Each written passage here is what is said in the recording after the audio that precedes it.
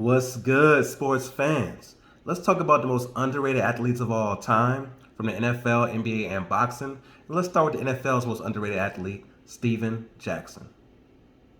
Steven Jackson played most of his career with the St. Louis Rams during a time where they weren't that good. And that's probably the main reason why he is extremely underrated. Let's look at some of the things he did during his career. During that stint with the St. Louis Rams, he had 8 straight seasons of over 1,000 rushing yards. In 2006, had one of the best seasons you'll ever see from a running back. Led the league in yards from scrimmage with 2,334. Had 1,528 yards rushing on 4.4 yards per carry, along with 90 catches and 806 receiving yards. Finished the year with 16 total touchdowns. In 2009, he had 1,416 yards rushing, along with 322 receiving yards. He finished his career with 11,438 rushing yards, which is 18th all time, ahead of Hall of Famers like John Riggins and O.J. Simpson, ahead of other greats like Jamal Lewis and Marshawn Lynch. Steven Jackson should be a first ballot Hall of Famer, and the fact that more people aren't talking about this lets you know how underrated he truly is. Now let's talk about the NBA's most underrated athlete of all time, Alex English. Alex English played in the era with Larry Bird, Magic Johnson, young Michael Jordan, and the Bad Boy Pistons. So it's easy to see how he gets overshadowed in history. So let me just put some light on him real quick. You know who scored the most points in the 1980s? It wasn't Kareem Abdul-Jabbar, not Magic Johnson, not Larry Bird, not Michael Jordan. It was Alex English.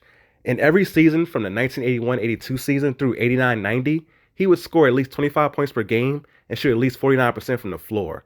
To be that efficient while scoring that many points is so rare and definitely should be recognized. And this wasn't just a regular season thing or empty numbers. In the playoffs, he would show up too.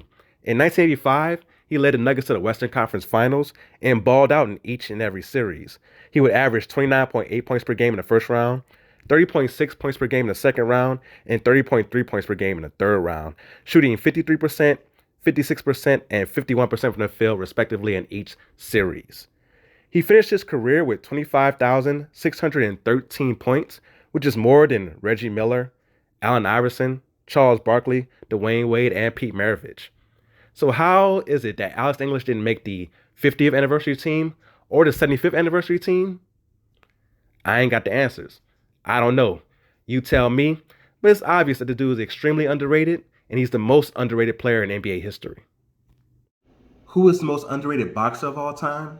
That would be Lennox Lewis.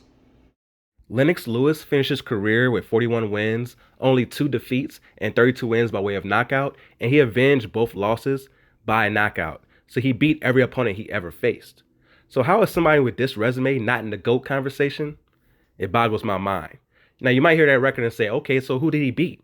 He beat everybody from a great era in boxing. When you talk to fans about the 90s and heavyweight boxing, a glow comes over their face because they was such a great era of boxing loaded with talent. And who was the best from that era? It was clearly Lennox Lewis. He beat everybody except Riddick Bowe. If you want to see why he didn't fight Riddick Bowe, please go look it up on YouTube. It's a very entertaining story about that. But everybody else he beat. Vitaly Klitschko, Mike Tyson, Hakeem Rockman, David Tua, Michael Grant, Evander Holyfield, Shannon Briggs, Andrew Galata, who you see getting whooped on in this video, Oliver McCall, Ray Mercer, and Tommy Morrison, among others.